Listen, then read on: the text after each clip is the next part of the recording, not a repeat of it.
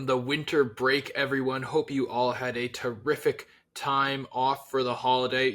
I had a terrific time off, and that is mainly because I had a ton of BioSteel over the break. If you're new to the show, you might not know that BioSteel is redefining sports hydration, and as the official hydration partner of the OUA, they're supporting the next generation of Canadian athletes. Their zero sugar, high quality products help athletes perform at their best. Make sure you check out biosteel.ca/OUA for more info. Thanks to BioSteel for their friendship. We got to get right into it, folks. We have had a couple great games since the return of OUA basketball, and we've got to get caught up, just like everyone does after the winter break. You maybe took it easy. Now we got to get caught up. Nipissing and Laurentian got 2025 underway on the men's side as they finally were able to finish up a game that started all the way back in December. It got delayed due to an unplayable court. So the Lakers completely came back and redid their entire court. Shout out to the staff at Nipissing University. And it paid off for them as they overcame a 30-point effort from Nginu Ngala to take the 4-point victory, a long-deserved victory. It took almost a month to get that win, but the Lakers do pull it off. There were some other results that piqued my interest on the men's side since the return. That would include the GGs picking up a statement win over the Lakehead Thunderwolves. Khalifa Koulamala and Owen Kenny both contributing big numbers off the bench in Ottawa's win. We also saw a good Toronto rivalry game as York beat U of T, and a big win for the Brock Badgers as they walked into TMU and walked out with a hard-fought win. Michael Mattis with 28 points off the bench in that one, including a perfect 10 of 10 from the free throw line. Over on the women's side, Guelph picked up a pair of quality wins over McMaster and Waterloo to hold on to the division lead in the OUA West, even as Western continues to stay hot on their heels. Another huge performance this week for Carleton's Jacqueline Urban. She put up 23 points and 11 rebounds to continue her incredible season in a win over the TMU Bold, despite a 21-point game from old friend of the show, Kaylee Hall. TMU bounced back with a win over Brock, however, and that brought those two into a tie for the OUA Central. That'll be riveting down the stretch. And now that we've got caught up on all that, it's time to get into today's guest. Very happy to get to talk to him. It's been a long time since we had a head coach on this show, and I was delighted to be joined this week by Troy Stevenson, the head coach of the Waterloo Warriors men's basketball team. And my guest today, the first head coach that we have had on the show in a couple years now. Very excited to have him joining the show. Coach Troy Stevenson of Waterloo. Coach, thank you so much for coming on the OUA basketball show. Of course. You're doing some great stuff. I'm happy to be here. Well, I'm happy to have you because we talk to a lot of players on the show, and it's great to hear their perspective and get to hear about them. But I love getting the coach's perspective as well. So I think this is going to be great to get the chance to chat with you. This is our first episode back after the winter break. I hope you had a great winter break with your beautiful family. But I was just wondering if we could get into a little bit of a coach's mindset. How does a coaching staff, or your coaching staff specifically, handle having like an extended stretch of off time like that? Obviously, everyone's spending time with their family and enjoying the holidays. But are you trying to make big changes over that period? Are you watching a ton of tape? How do you use like sometimes a month off, like the winter break? Yeah, I think Waterloo's a little bit different, I think, from some schools. I mean, us and a couple of the other high academic institutions kind of go through the same thing. We have a lot of guys in exams in December. Right. So you still have, and we have guys that do co-op. So having practice in the middle of the day, like some of my colleagues get to do, we just don't have that opportunity. So we try to go all the way until December 20th, just training, practicing, and then every day it's a little different who can actually show up. But we try to go all the way to December 20th, and then that's also a time for us as coaches to kind of reflect, go back through the film, dive into what's working, what's not working, what we valued at the beginning of the year, heading into the first half of the season. And then you really get a chance to break it down and see where you're at and evaluate, like, are we doing it the way that we want to be doing it? Are we teaching it the way that we want to be teaching it? And is it showing on court? And if not, why? And try to get those answers and those solutions without having to completely redo everything, right? Because it takes it. You scratching everything and restarting it, you're not going to be good at it by the time you start playing again. So right. I think it's more just fine tuning what's working, what's not, what's something we can tweak that can change, maybe give a benefit here.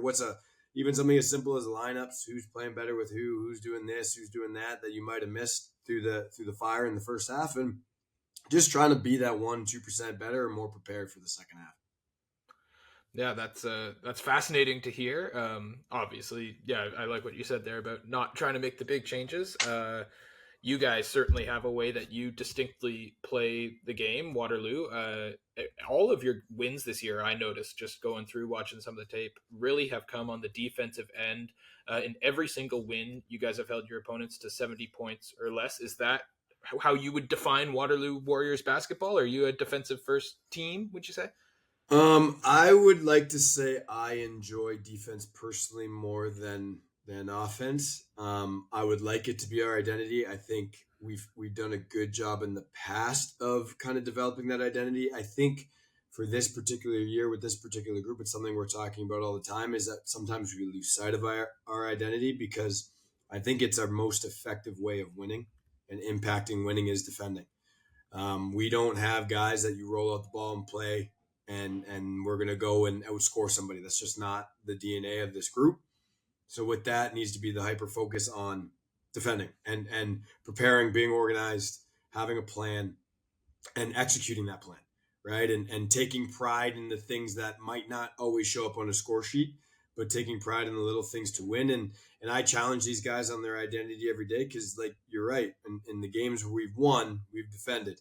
And then there's games where you take a peek and it's like, ay, ay, ay. So it's just trying to get back to what we want to do, and ultimately just be proud of putting in the effort to kind of hold on to this identity and tackle that identity every single day. Yeah, well, speaking of identity, one thing I always love to hear from coaches about it, especially in the unique setup of U Sports and the OUA. You've been the head coach at Waterloo for 6 years now. Congratulations on that, by the way. That's a great achievement. That's enough time for an entire generation of players to come and go. You mentioned Waterloo is a very academic focused school. Is it hard as a coach to sort of build a culture and a program that gets passed down from generation to generation? How do you approach that? How do you try and manage that as players are always coming and going in the OUA?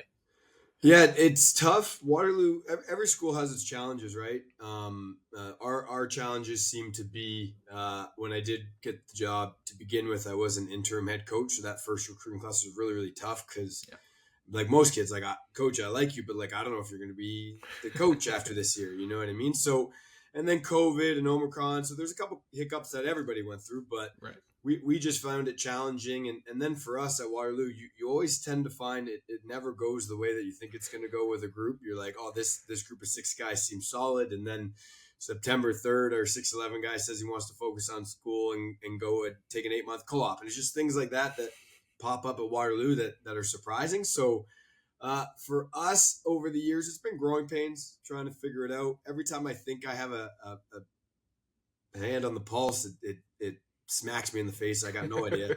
So it's just trying to be consistent with our effort, trying to be consistent with our preparation. And in terms of building on that culture and things like that, I think we've done a good job, strictly because the guys we brought in are good guys. They're good right. people. So just developing and changing the culture to, we do have more of a winning mindset. We are actually expecting to go in and compete now, versus when kind of it turned over for me. So we're getting there. We're getting better, but it is challenging. Everyone goes through their challenges. It's just trying to find the right pieces that fit, and hopefully one day we can get 2 Silas brothers to stay in town, kind of like Queens did, and the ball can start rolling for us. There you go. That's all it takes, eh? Just a couple of homegrown. Yeah, just a couple of really talented guys that are down the street. That'd be nice. Got to start hitting the elementary schools, fostering That's that it. Waterloo pride. That's it. Hitting the current season a little bit here. You guys have really performed well in the close games this year. You're 5-2 in games that are decided by 10 or less. How valuable are those clutch experiences as we prepare for a stretch run here down the last stretch of the season? It's crazy to say that already. Yeah, I mean, it's good to see us when we are within those close games that we're playing at a level that we're confident down the stretch, and we're organized with our plan, and the 5 guys on the court are connected, right? And that's always the biggest thing, is that you're able to kind of make decisions down the stretch, both offensively and defensively. Biggest thing for me is just being on the same page and fundamental down the stretch, especially defensively. that's when you win and lose games, is you try to change something. Oh, let's switch this, let's do that, something different. And just that half a second of communication and thought that it takes our guys to do is kind of how you win and lose down those stretches. Our biggest challenge is making sure that those games are close right now, right? Is we are tough and physical when we want to be. We do battle and we do defend and we do make good decisions when we want to be. The issue right now is our line of pretty good and not very good is razor thin. Yeah. So for us, I would love to be in more close games, especially with that 5-2 record. Math says that we give ourselves the best chance, and obviously we just need to get back into those situations, start playing with a little more confidence. Yeah.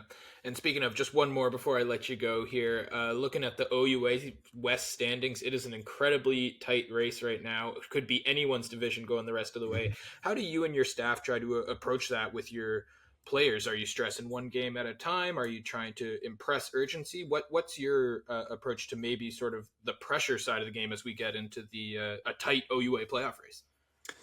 Yeah, so there's two parts to that, right? Like the biggest thing is you can't change what you do, right? Like our focus has to be on the day to day. This is what we do. This is how we approach things Mondays, Tuesday, Wednesday, whatever it may be. You just got to try to win the moment regardless of who you're playing against, right? Like obviously you can get high, you can be low, but just trying to live that neutral mindset of this is on to the next one. This is how we do things. If we win, we're doing this tomorrow morning. If we lose, we're doing this tomorrow morning, right? It's just being consistent with our approach to how we're going to handle it. And then the second thing is, these guys are kids. Like just trying to get them to not think too far ahead, not think too far back, and just live in the moment. Obviously, we have an opportunity here. If we made playoffs, it'd be the first time in 8 seasons. Yeah. I think if we hosted a playoff game, it'd be the first time in 23 seasons, if my math isn't wrong. I don't know. I went to school here, but that was a long time ago. So I just think it's easy to get caught up in that. Right, it's very easy to get caught up in that, and it's on myself. I take full responsibility for it, and my staff to keep the guys grounded. Remind them that the only way that you can attack the big picture is to work on the day to day, one thing at a time. Don't get ahead of yourself, and just try to be better and keep your mind on that. And the score will kind of take care of itself, hopefully, at that point. Right. Well, absolutely, Coach. I know you're off to Hamilton this weekend, so good luck there against the Marauders, and thank you so much for taking the time. Really appreciate it. Of course. Thank you, and keep doing what you're doing. This is great. Appreciate it. Thanks again to Coach Stevenson for such a great conversation. It's always great to get to hear a coach's perspective on so many of those topics. I hope you all enjoyed that as much as I did, because I love talking to coaches, and I hope you guys enjoy listening to me talk to the coaches. That'll bring us to our games to watch this weekend. Just before we go, on the men's side, I'm going to go with TMU versus Lakehead. I know I've recommended the Thunderwolves a few times already this season, but they're just so much fun to watch, and I want to make sure that a great team this year is getting its due, getting its love. They're having a great season, so make sure you guys are checking out some of those Lakehead games. If you're a fan of basketball, you'll be doing yourself a favor. Over on the women's side, there's no question about this one. I think this one could potentially be game of the year if it goes the way I'm sort of hoping it will. It's Guelph versus Western. The Mustangs, white hot right now on an 8-game winning streak. Still, though, not quite able to catch the Griffins for first place in the division. It'll be a game with massive playoff implications. 2 incredible teams going head-to-head. I'm so excited for that one. That'll do it for our first show of 2025. Thanks to you all for tuning in, and we will be back next week to talk more OUA basketball. Have a good one.